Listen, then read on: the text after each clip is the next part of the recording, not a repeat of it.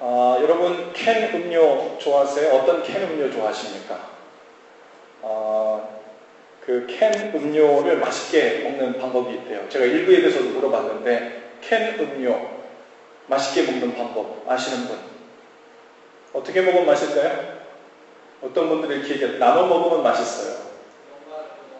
목마를 때 먹으면 맛있어요. 또 어떻게 먹으면 맛있습니까? 또 어떤 분들은 차게 해서 먹으면 맛있어요. 이런 얘기 나와요. 그런데 이제 제가 물어보려고 했던 요지는 뭐냐면 흔들어 먹으면 맛있습니다. 캔 음료는 주로 안에 어떤 가루든 뭐 첨가물이 있잖아요. 오랫동안 이렇게 저장하다 보니까 그 침전물이 밑에 가라앉아 있어가지고 본래 농도가 되지 못해서 잘 흔들어가지고 먹으면 본래 만들었던 그 맛을 느낄 수 있다 그래요. 근데 그 중에서도 안에 알갱이가 들은 것들이 있어요. 그 알갱이들이 그 모두 안에 붙어 있지 않고 다 나와서 먹을 수 있게 잘 먹으려면 잘 흔들어서 먹어야 한답니다. 그렇죠? 제가 좋아하는 그 캔 음료 중에는 봉봉이라는 게 있고 쌕쌕이라는 게 있어요. 고개를 끄덕이시는 분들은 좀 나이가 있는 사람들인가 봐요. 여전히 막 인정 안 하고 싶은 분들도 있는 것 같은데 봉봉은 안에 포도 알갱이가 들어있고 쌕쌕은 뭐가 들어있죠? 크게 대답하시네. 그 안에 뭐가 들어있어요?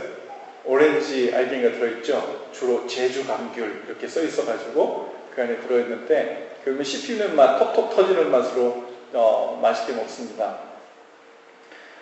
그것을 잘 흔들어가지고 그 안에 나오다가 막혀가지고 이렇게 딱 달라붙으면 이 국물만 다 먹고 그 다음부터는 이게 잘 빠지지도 않아가지고 속상한 일이 있을 수 있어요. 그 안에 거를 잘 흔들어 마시면 사실 그 캔 음료도 그 안에 있는 걸 싹 비워내가지고 사명 감당을 잘 하게 되겠죠. 근데 우리가 하나님께서 하나님의 사람들을 사용하실 때도 비슷한 것 같아요. 하나님께서 사람들을 불러 사용하실 때 보통 그냥 사용하시지 않고 그 삶을 흔들어 사용하십니다. 우리 성경을 보아도 그렇고 주위에 있는 사람들을 보아도 그렇고 하나님께 귀하게 잘 쓰임받는 사람들을 보면 하나님으로부터 그 삶이 많이 흔들어집니다. 그래서 어떨 때는 그 삶에 보이고 싶지 않은 부분, 드러내고 싶지 않은 부분, 그 침전물 같은 것들이 허물로, 죄로, 연약함으로 그의 삶 가운데 탁 침전되어 있는데 그것을 피해서 살려고 안 보이며 살려며 아둥바둥하며 사는데 마치 그것이 잘 사는 것처럼 그걸 잘 감추면 잘 살고 있는 것처럼 우리가 생각하는데 사실 하나님의 생각은 좀 다른 것 같아요.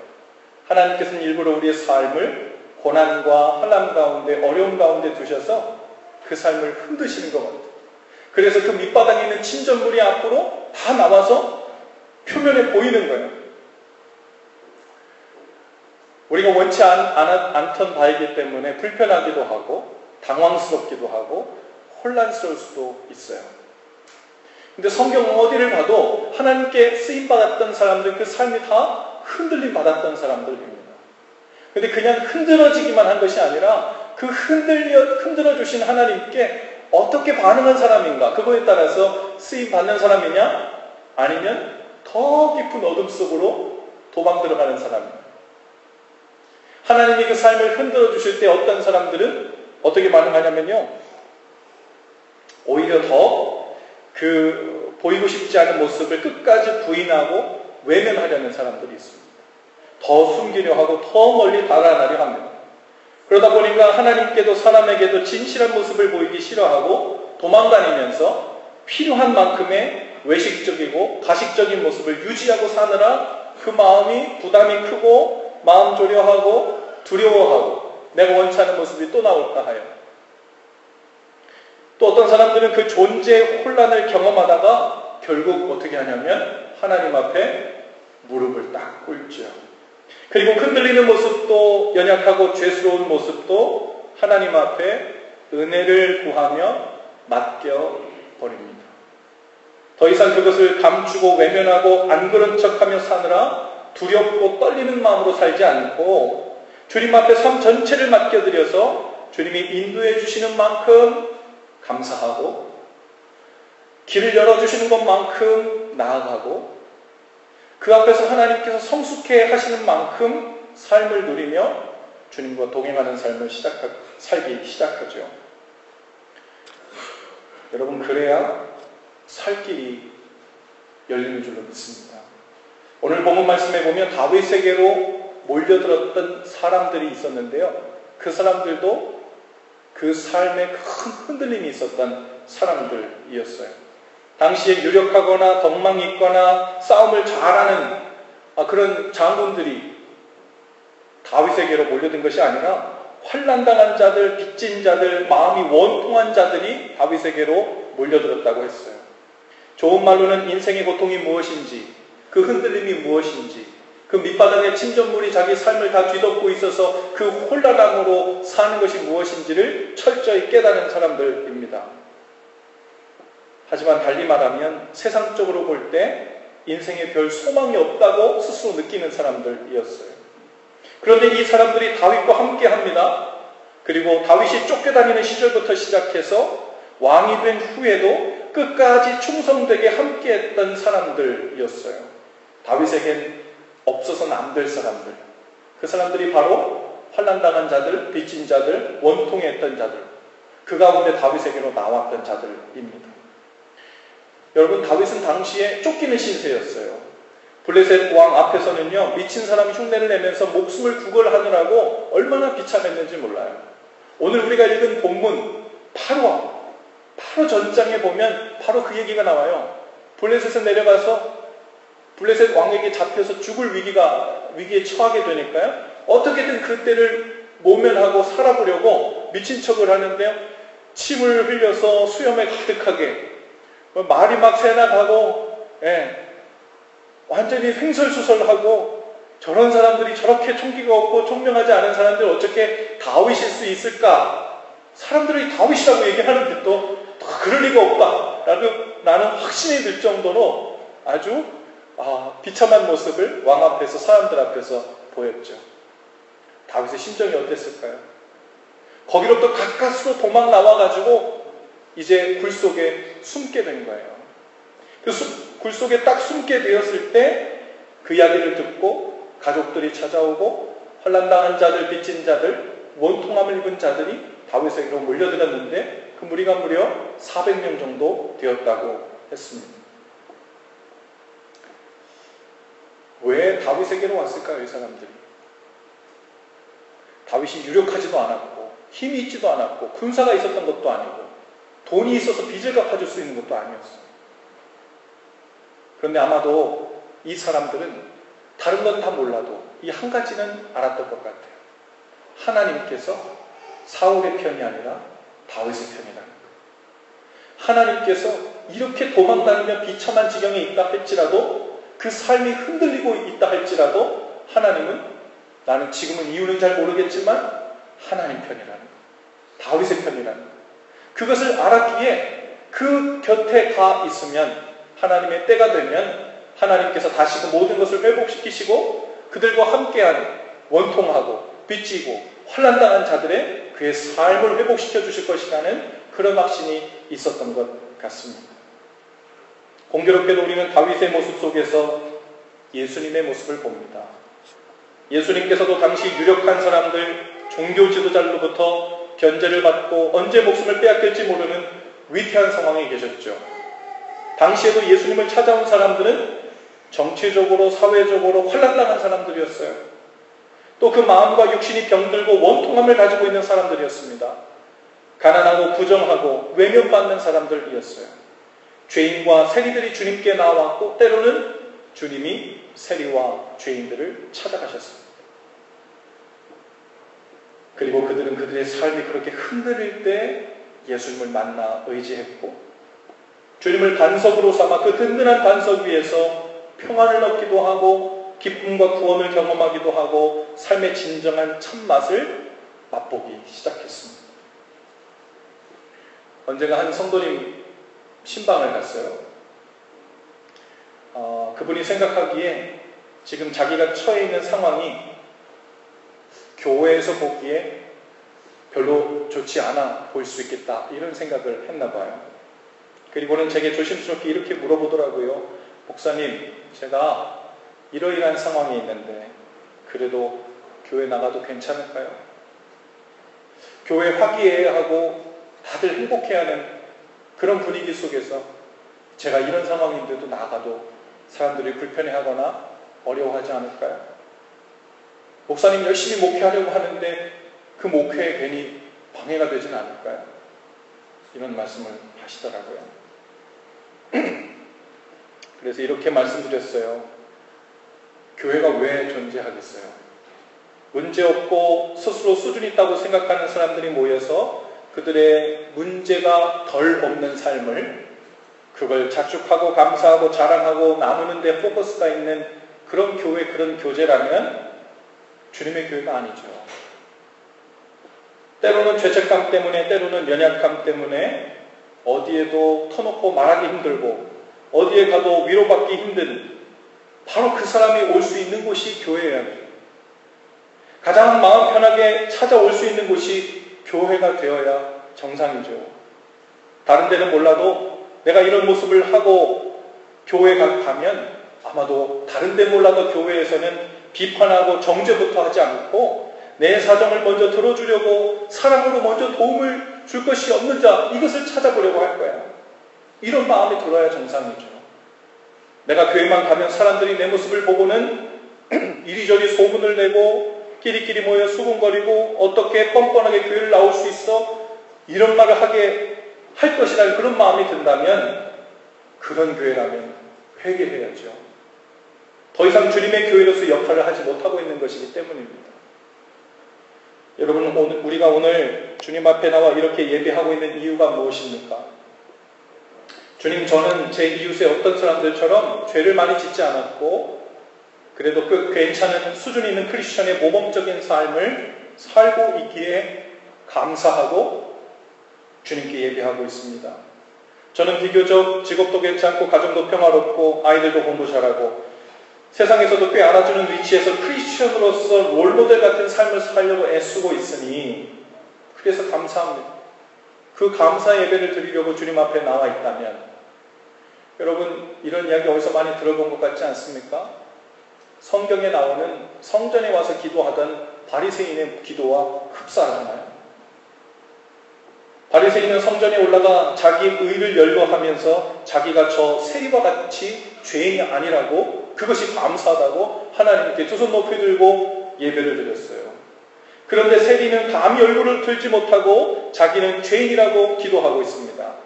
흔들리고 안정되지 못한 자신을 마주하면서 오직 하나님의 은혜만 구하고 있는 거예요. 누가 어떤 기도가 하나님께 들린 바 되었다고 해요? 세리의 기도를 주님께서 들으시고 의로운 자라고 말씀하신다 했어요. 누가 마이너스 플러스를 가지고 이렇게 이야기하더라고요. 여러분, 자, 이것은 수학이 아니라 산수입니다. 자, 마이너스 곱하기 마이너스는 마이너스일까요? 플러스일까요? 마이너스 곱하기 마이너스는 플러스입니다. 그렇죠? 그런데 플러스 곱하기 마이너스는 마이너스. 여러분, 바리새인의 태도가 마치 하나님 제로라고 하는 기준으로 봤을 때 나는 적어도 저 0, 제로 밑에는 아닌 것 같아요. 그래도 평균 이상은 하잖아요. 어쨌거나 1이든 2든 저는 그래도 꽤 괜찮은 삶, 플러스 인생 아닙니까? 그러면서 하나님 앞에 나오는 사람이 있다면 그것이 바로 바리새인과 같은 태도라는 거예요. 그 플러스 태도를 가지고 하나님 앞에 나오면 거기에 하나님의 은혜라는 마이너스가 곱해지면요, 아무리 곱해도 마이너스인 거예요. 하나님 앞에 인정받지 못하는, 하나님 앞에 여전히 교만한, 아직도 본인의 위치가 형편이 영적 국면이 어떻게 되어 있는지 깨닫지 못하는 어리석음 가운데 있게 되는 겁니다. 근데 세리처럼 주는 아무리 노력해도 아무리 발버둥을 쳐봐도 주님께서 원하시는 그런 삶을 살 수 없고 여전히 마이너스, 부족한, 주님의 은혜로 채워지지 않으면 살 수 없는, 저는 마이너스 인생입니다. 그것을 가지고 주님 앞에 나오는 세리에게 하나님의 은혜라는 마이너스가 곱해지다 보니까 숫자가 어찌 되었든 계속해서 하나님 앞에 인정받는, 의롭다 칭함받는 플러스 인생이 된다.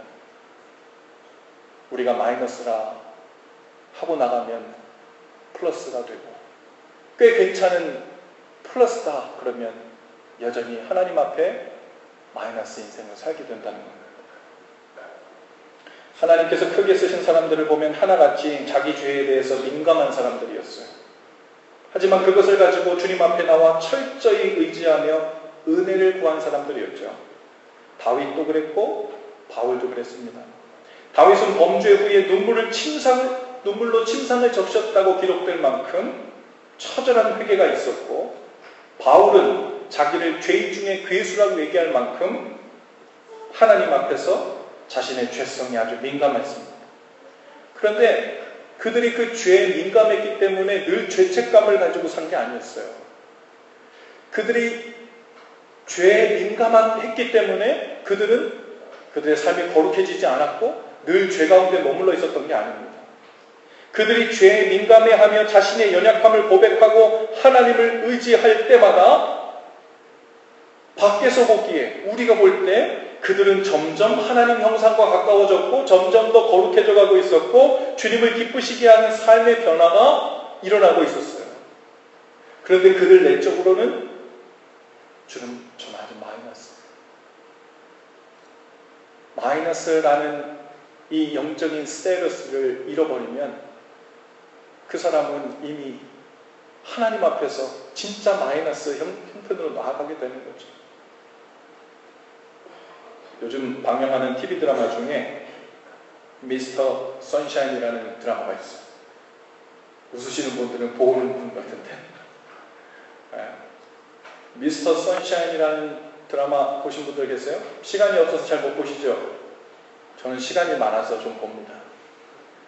그래서 가끔 식사하면서 또는 시간이 나면 한 번씩 보는데 볼 때마다 은혜를 많이 받아요. 볼 때마다 눈물을 왈칵 쏟을 때가 종종 있습니다. 그리고 속으로 대사를 되뇌요. 저거 우리 성도님들과 나눠야지. 제가 드라마를 광고하려고 하는 게 아니고 이 미스터 선샤인이라는 그 드라마는요, 대한제국 시대 1900년에서 1905년 사이 그 의병들의 활동에 대한 시대 배경을 가지고 이제 그리고 있는 드라마인데, 거기 보면 사대부의 교수인 한 자매님이 나와요. 그리고 노비였다가 그 죽을 고비를 넘기고 미국 선교사를 따라 미국 땅에 건너가서 거기서 자라가지고 거기에서 군대에 가서 해병대 장교가 된, 그래서 나중에 대한제국 시대에 미국 공사관의 공사 대리인으로 와 있는 이병헌. 네. 그 사람이 거기에 나와 있거든요. 근데 결국에는 나중에 그 여인과 사대부 교수, 근데 이 사대부 교수는요 모르게 의병 활동을 해요. 총 쏘는 걸 배워가지고 암살도 하고 막 그런, 그 의병 활동을 하고 있는 사대부 여인과 조선인이지만 한국인이지만 미국에 가서 장교가 되어서 미국 공사로 와 있는, 대리인으로 와 있는 이병헌이 나중에 사랑하게 됩니다. 근데 어느 순간에 이제 이병헌이 자신의 과거를, 출신을 밝히게 됩니다. 사실은 내가 노비 출신이었다. 그리고 미국이 이렇게 건너가게 돼서 이렇게 되었다. 그 얘기를 했는데 생각이 깨어졌고 많이 변화하고 있었다. 그런 생각으로 의병 활동을 하고 있었다고 생각한 이 사대부 교수가 그 이야기를 듣자마자 표정 관리가 안 되는 거예요. 자기는 많이 변하고 있다고 생각했는데 여전히 선입관이 있는 거예요. 그 이병헌이 이런 얘기를 해요. 당신이 구하려고 지키려고 하는 조선에는 누가 살 수 있습니까? 거기에는 백정도 삽니까? 거기에는 노비도 삽니까?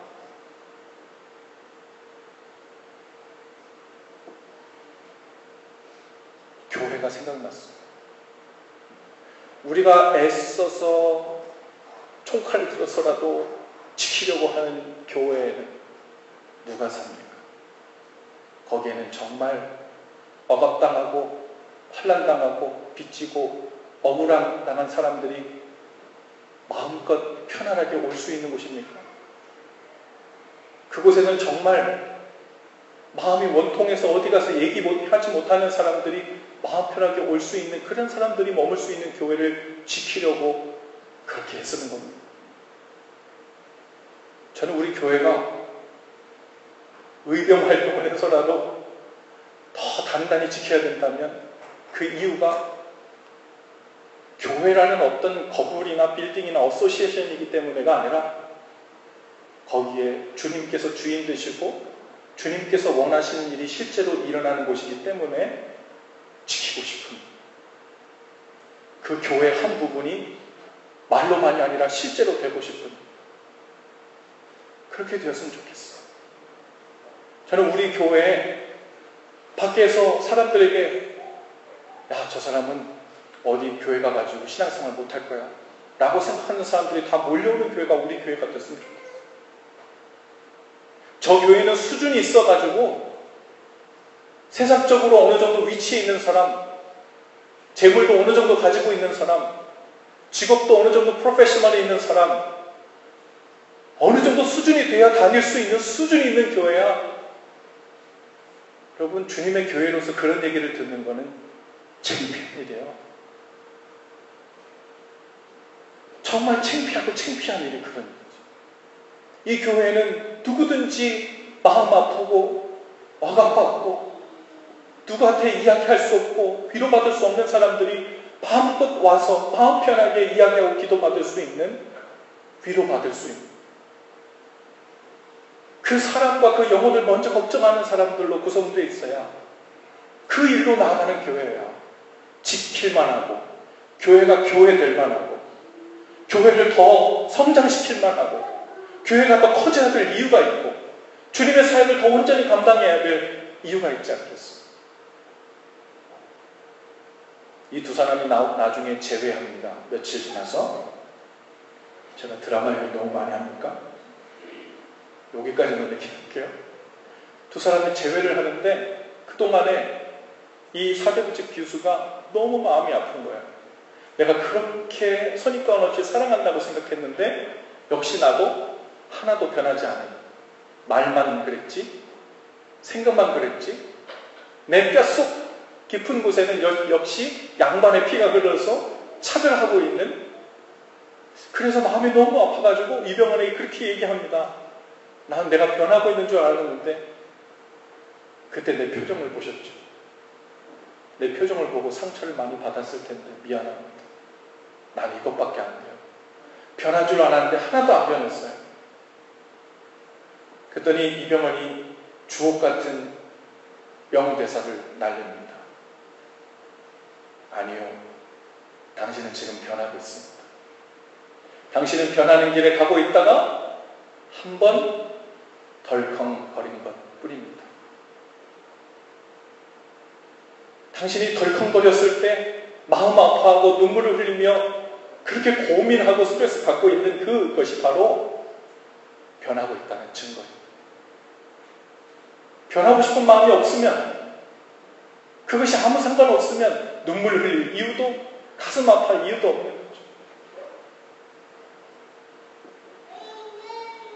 우리도 덜컹거릴 때가 많죠.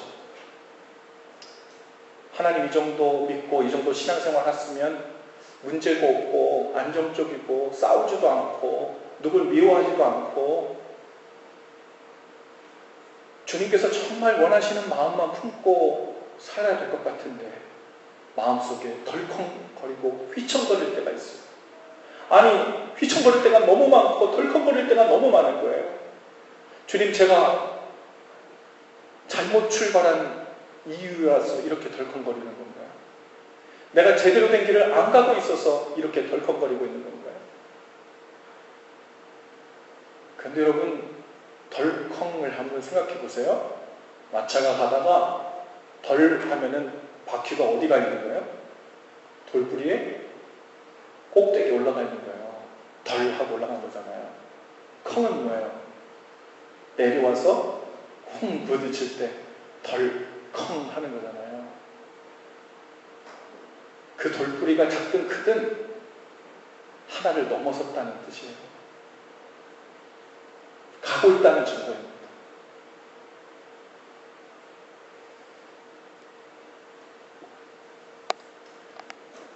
우리 삶에 좀 덜컹거림이 있어도 괜찮습니다. 주님을 따라가던 발걸음이 가짜였기 때문에 덜컹거리는 것이 아니라 과거의 습관에서 벗어나고 변화하려니까 자꾸 부딪히는 일이 많은 거예요. 덜컹거리는 것은 달리다가 돌뿌리를 만나서이지 멈춰섰기 때문에 덜컹거리는 것이 아닙니다. 덜컹거릴 때마다 항상 함께 계시겠다는 주님의 약속이 우리 가운데 생각나고 믿어지고 붙잡을 수 있게 되기를 바랍니다. 그 신뢰 가운데에서 두려움 없이 계속 가는 거예요. 여러분, 덜컹거릴까봐 걱정하는 사람은 두려움에서 헤어나올 수가 없어요. 덜컹거려도 주님 손이 늘 내 곁에 있어서 넘어지려 할 때마다 내 손을 붙잡고 엎드러지지 않게 한다. 그 믿음, 그 신뢰가 있는 사람은 덜컹거리는 걸 두려워하지 않아요. 그때에만 우리는 두려워하지 않는 삶을 살 수 있습니다. 다윗이 오늘 본문 23절에서 아비아달에게 이렇게 말해요. 이제 내 곁에 있으면 너는 안전하다. 여러분, 다윗이 지금 뭐가 가진 게 있어갖고 이렇게 장담을 하는 걸까요? 군대도 없어요. 요새도 없어요. 성벽이 있는 것도 아니에요. 군사를 살 재물이 있는 것도 아니에요. 근데 아비아달에게 이제 내 곁에 있어. 그럼 넌 안전해. 다윗은요, 자기가 지금 삶이 얼마나 덜컹거리고 있는지는 알아요. 보통 덜컹거리고 있는 게 아니야.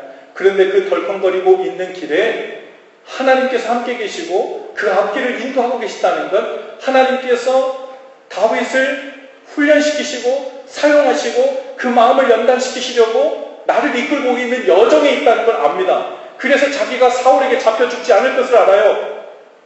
그래서 다윗은 자기 하나 몸 건사할 힘은 없지만 이제껏도 광야에서 하나님께서 붙들어 주시는 은혜로 이 덜컹거리는 위험천만한 광야에서도 살아남았듯이 내 곁에 함께 있으면 하나님께서 나와 함께 이 길을 가게 할 것이다.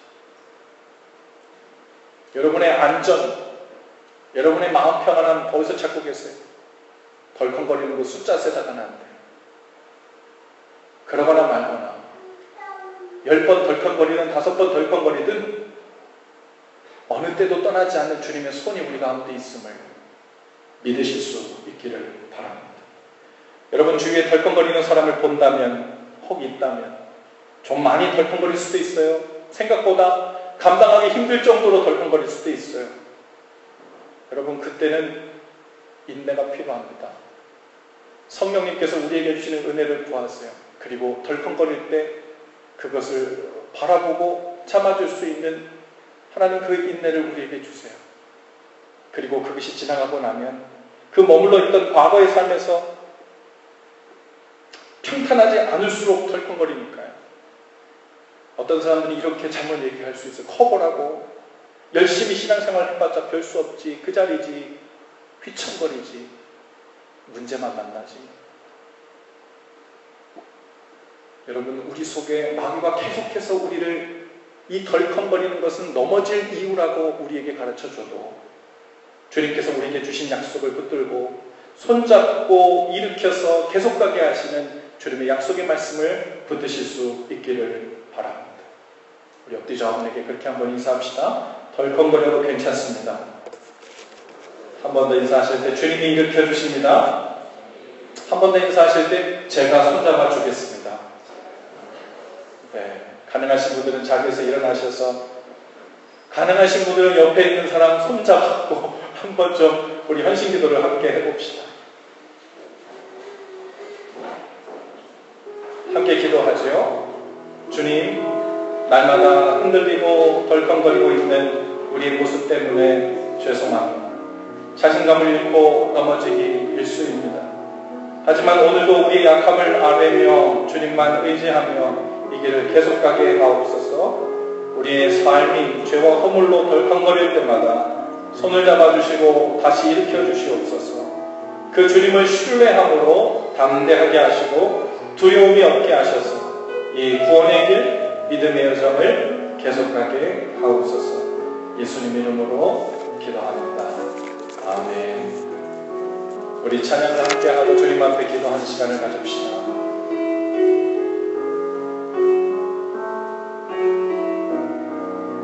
주님, 이것이 우리의 고백입니다.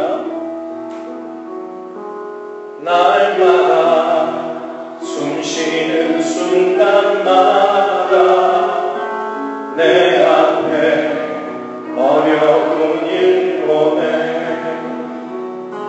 주님 앞에 이 몸을 맡길 때 슬픔 없네 두려움 없네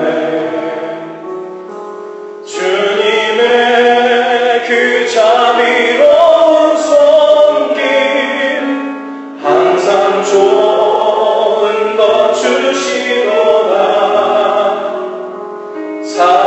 사랑스레 아픔과 기쁨을 수고와 평화와 안식을 날마다 주님 내 곁에 날마다 주님 내 곁에 계셔 자비로 날 감싸주시네 주님 앞에 이 몸을 맡길 때 힘주신 내 위로함 주네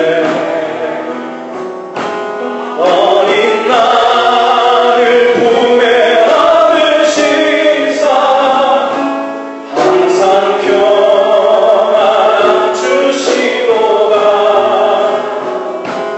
내가 살아 숨을 쉬는 동안 살리신 나 약속한 주님의 그 자비로운 손길 주님의 그 자비로운 손길 항상 좋은 것 주시도다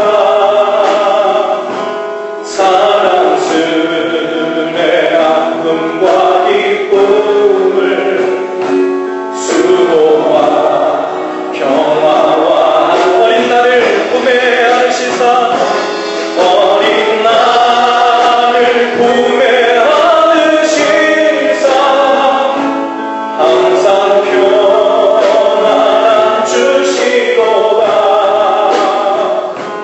내가 살아 숨을 쉬는 동안 살리신 나 약속 이 시간 주님 우리에게 주신 약속을 붙들고 주님 제 삶이 여전히 덜컹거리고 휘청거리지만